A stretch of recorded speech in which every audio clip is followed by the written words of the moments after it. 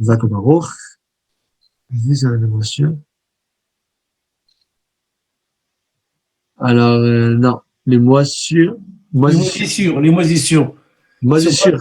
Oui, est-ce que c'est considéré comme cachère, pas cachère, parce que c'est pas des animaux, c'est pas des insectes, c'est pas des. Non, alors, Si on laisse du pain, par exemple, et qu'il y a des moisissures qui se développent dessus, un vieux pain, par exemple. Moi, on va prendre cet exemple.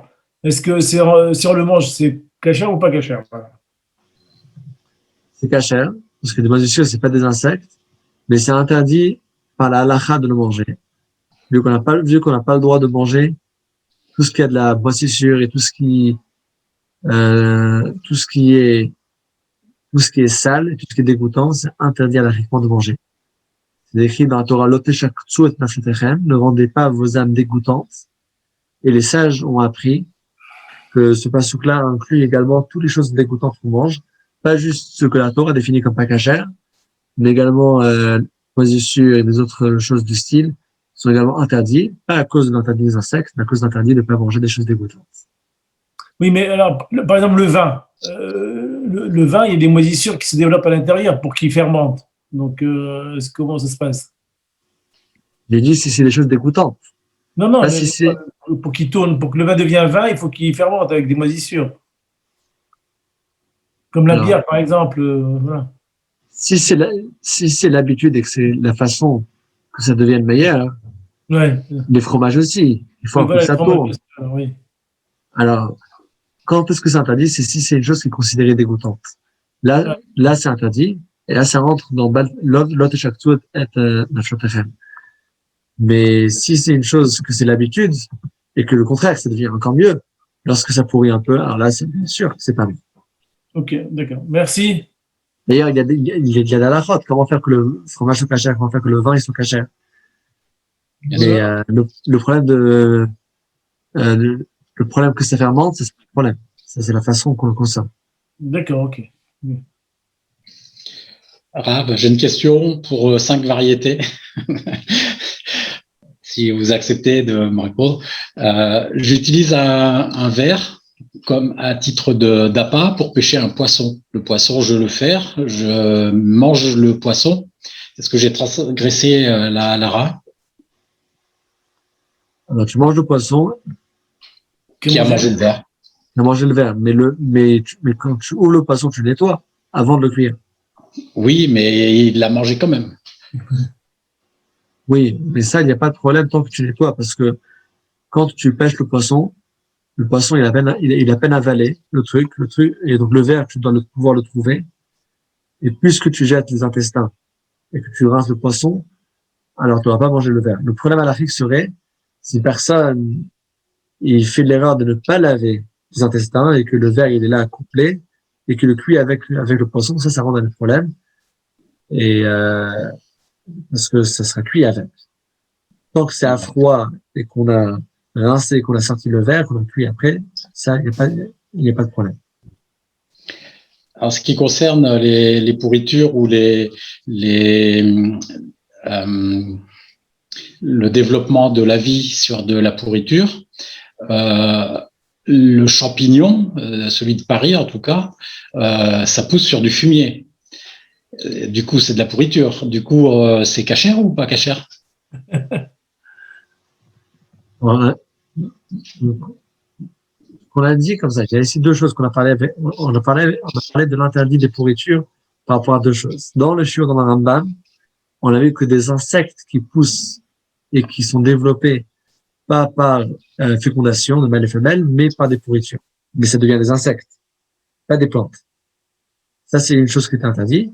Et deuxième chose qu'on a mentionné maintenant oralement, c'est une deuxième halakha. Le Rambam le mentionne dans les Chot Deot, dans le premier livre. On n'a pas le droit de manger tout ce qui est dégoûtant. Alors, s'il y a une chose que c'est ni un insecte, ni un ver, c'est un végétal. Et de l'autre part, c'est pas considéré dégoûtant vu que c'est la façon de le consommer, ça rentre ni dans la première catégorie, ni dans la deuxième. Donc, ça serait permis. Très bien. Autre intervention sur ça. Sur les rampants qui vivent dans l'eau, qui sortent jamais sur terre, l'anguille, c'est cachère? De quoi? L'anguille, c'est cachère? D'accord. Et les sturgeons, donc les œufs des sturgeons, on va dire que c'est du caviar parce que j'en mange pas, mais c'est une question quand même. Alors, raison de ça. Est-ce que les œufs, ils sont cachers ou pas? C'est vous qui me posez la question? Est-ce que les œufs, de façon générale, est-ce que vous avez déjà vu, est-ce que vous avez déjà vu dans un menu cachère des œufs? Il y a des œufs dans les magasins, oui, cachère. Alors, Les poissons, il y a. Oui. Pas des œufs de poisson, mais des œufs. alors, je veux dire, les œufs, la Torah nous a permis de manger les œufs. Il y a dessus tout un différent sujet. D'ailleurs, les œufs, c'est très intéressant. C'est écrit dans le Shulchan Aruch, Siman Peivav, on parle un peu de ça, de Yuredea. Les œufs, ils sont très spéciaux. Même les œufs des volailles qui devraient être considérés comme viande, ils sont pas viande, mais ils sont considérés parvés. Ils sont neutres. On peut manger les œufs avec le lait. Mais en tout cas, tous les œufs, ils viennent d'une espèce qui est cachère. L'œuf était vraiment cachère. Il n'y a aucun problème de manger des œufs d'une espèce cachère. Et à tel point que la Torah m'a donné une permission spéciale pour les œufs, que les œufs qui sortent du cachère, ils sont cachères, et ils ont leur propre loi qui reste toujours neutre, ils sont parvés, même si c'est sorti du bessari, même si c'est sorti des volailles qui sont considérées comme viande. Très bien. Merci beaucoup, Rav. Non, c'est écrit, bon, d'où est-ce qu'on apprend tout ça? Que les œufs qui sortent du cachère, ils sont cachers, mais les œufs qui sortent du pas cachère, ils sont pas cachers. Peut-être je dirais que les œufs sont toujours cachers, et peut-être je dirais que les œufs ne sont jamais cachers. Où est-ce que c'est écrit dans la Torah, dans le Chumash, où est-ce qu'on parle des œufs?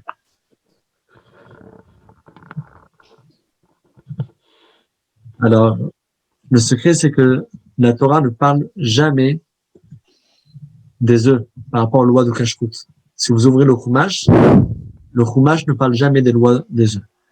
Alors, comment est-ce qu'on peut apprendre la halakha des œufs? Alors, la vérité, c'est que c'est écrit dans la Gemara Chulin. Chulin, c'est la masachet qui parle de toutes les lois de Kashrut. Dans la Gemara Chulin, pas loin. À côté de moi, ça tombe bien.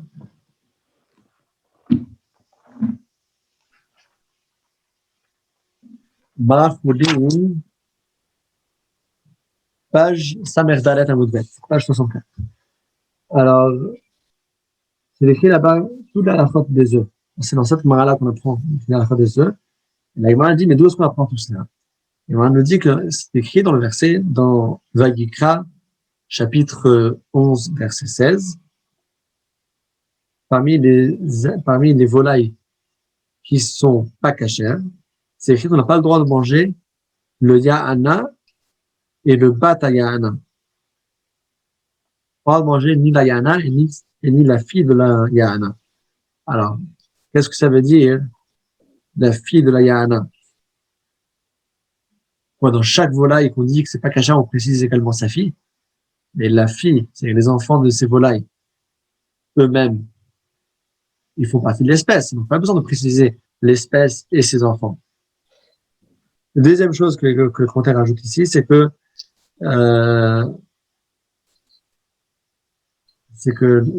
c'est une volaille que c'est impossible de consommer, cette volaille-là. C'est difficile de le consommer comme du bois. Alors, la Gemara déduit qu'en fait, le Batayana, la fille de cette volaille, ça fait référence aux œufs. On dit que les œufs, ils sont interdits. Et là, on apprend que si on a dû préciser que les œufs, ils sont interdits, parce que les œufs qui sortent de l'espèce pas cachère, ils sont interdits. Mais tous les œufs qui sortent des espèces cachères, ils sont bien permis. Et donc voilà, donc on a une déduction de la Torah qui est déduite dans le Talmud, dans Chulin, page 121. Ça, c'est l'information complète. Hein. Merci, Razak. C'est intéressant de réouvrir parce que je l'ai appris il y a 2 ans. C'est un sujet très intéressant. Mais moi, parce qu'effectivement, les œufs, on ne les trouve nulle part dans la Torah. C'est une déduction du Talmud.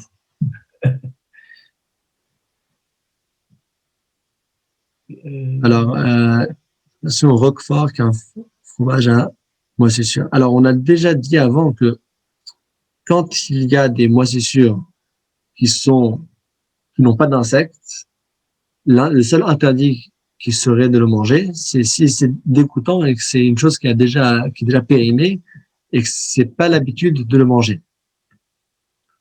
Tant qu'on ne rentre pas dans ces cas de figure, alors il n'y a aucun problème de pouvoir consommer cela. Alors, des œufs avec des taches de sang, oui, il faut le jeter. Après, une autre question de Khaled Portal, question hors sujet. Au moins, c'est précisé que c'est hors sujet. Mais c'est un peu lié avec le cours aussi. Bon. Touma.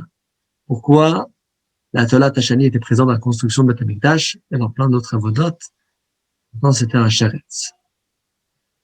Alors, très bonne question. Il demande comment ça se fait que dans le temple, on avait également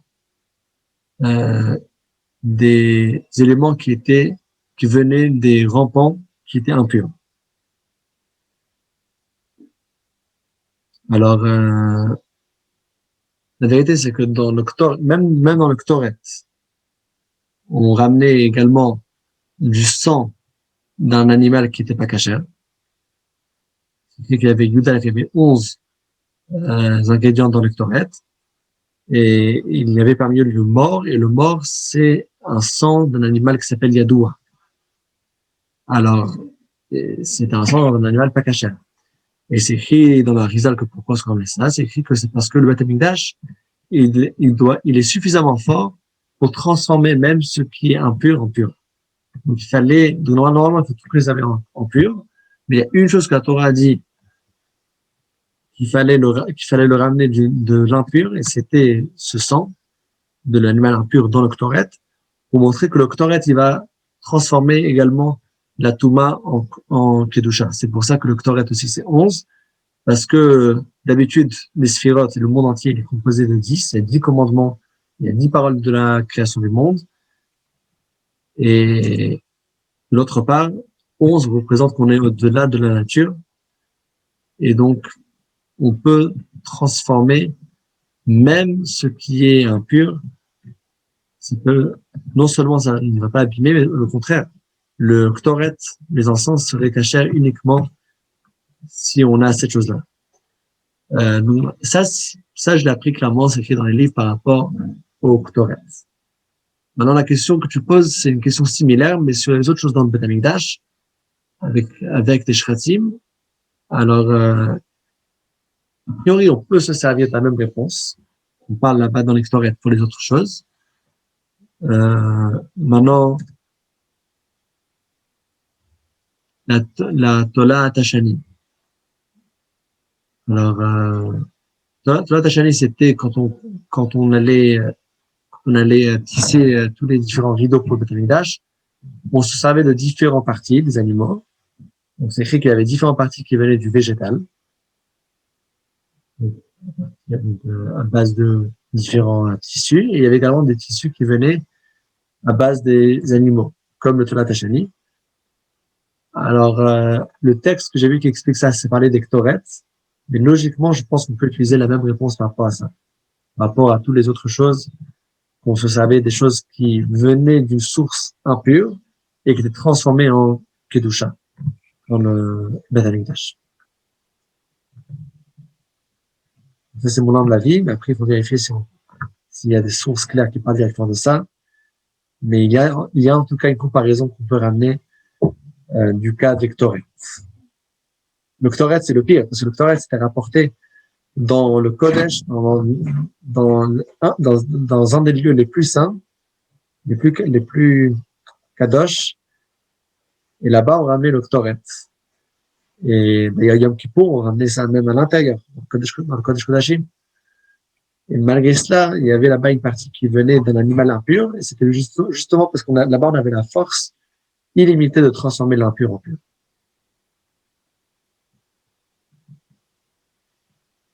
Alors, Shkoyach, Chazak Baruch. Est-ce que je pourrais ajouter une petite question? Oui. Pourquoi on parle des sauterelles de manière particulière dans la Torah? Est-ce que c'est un animal particulier ou c'est un rapport avec les plaies? Pourquoi les sauterelles?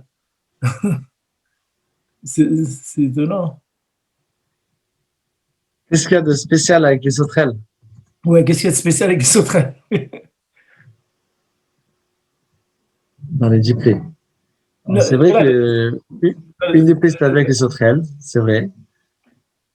D'autre part, la Torah n'explique pas clairement dans le Midrash qu'est-ce que les sauterelles ils ont tellement de spécial. Là-bas, on dit que les grenouilles, ils étaient vraiment spéciales. Dans la deuxième plaie. Mais les sauterelles, dans le sens simple, une des choses qu'il y a de spécial, c'est qu'il y a des sauterelles qui sont cachères, il y a des sauterelles qui sont pas cachères. Donc, c'est une espèce qui a un peu le juste milieu, on va dire. C'est écrit dans Sefer Meor Enaim. C'est un livre qui explique différents sujets de la Kabbalah. Une chose très intéressante. Et c'est écrit là-bas, que chaque chose dans le monde a un memutza, un intermédiaire entre lui et l'autre. Ça veut dire, nous, on regarde le monde comme divisé noir et blanc. Il dit non, il y a toujours des nuances de gris entre les deux. Il y a le minéral, le végétal, les animaux et l'être animal et l'être humain. Il ramène un exemple, il dit par exemple, il y a certaines plantes qui ont également une certaine source de vie. Je connais pas ces plantes matériellement. Je suis pas sûr à quelle plante est-ce qu'il fait référence, mais dans ce livre-là, il explique là-bas qu'il y a certaines plantes, peut-être il parle là-bas des ronces. Il dit là-bas qu'il y a certaines plantes qui viennent et qui te piquent quand tu passes à côté d'elles. Il parle sûrement des ronces. Quand tu passes dans ces plantes, alors ça te pique. En tout cas, il dit là-bas qu'il y a des plantes que eux, c'est l'intermédiaire entre l'être animal et l'être végétal. Et là-bas, il passe par des exemples de chaque chose. Il y a toujours des intermédiaires entre une chose et l'autre. Alors, si tu me demandes, mon humble avis, qu'est-ce qu'il y a de spécial avec les chagavim, avec les sauterelles? Alors, en se basant sur l'explication de ce livre, il dit que dans chaque chose, il y a un intermédiaire. Alors, je te dirais que c'est un intermédiaire entre les animaux et les êtres vivants cachers et ce qui n'est pas cacher. Vu que dans les mêmes types de sauterelles, il y a différentes espèces de sauterelles qui sont cachères et d'autres qui sont pas cachères. Donc, c'est peut-être un intermédiaire entre les êtres cachers et les êtres pas cachers. D'accord. Mais je le dis, voilà, c'est une question qui dépasse un peu le sens halachique, c'est une question plutôt kabbalistique. Mais voilà, en se basant sur celui-là qui dit qu'il y a des intermédiaires dans chaque chose, on pourrait peut-être répondre que ça c'est ce qu'il y a de spécial avec les sauterelles. Merci beaucoup, merci pour la réponse. Avec plaisir, Chazak ou Baruch.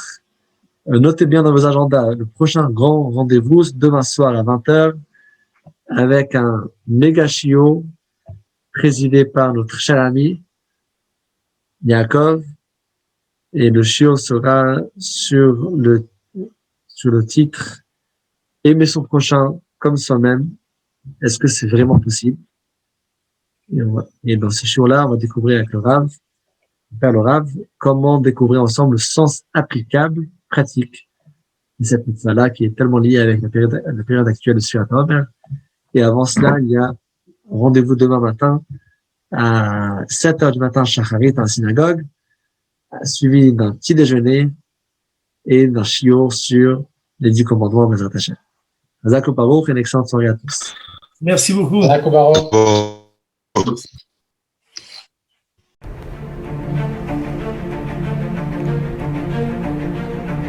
Et si connaître toute la Torah était possible, plongez-vous dans les joyaux de la Torah. Étude du Rambam, le Maïmonide. Cours de qualité par des rabbins francophones aux 4 coins du globe.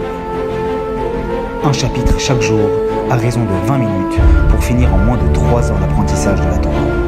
Relevez le challenge, tous les soirs en direct à 20h30 ou 21h30 heure israélienne. Nos cours sont accessibles à tout moment, YouTube, Facebook et sur notre site torah24.com.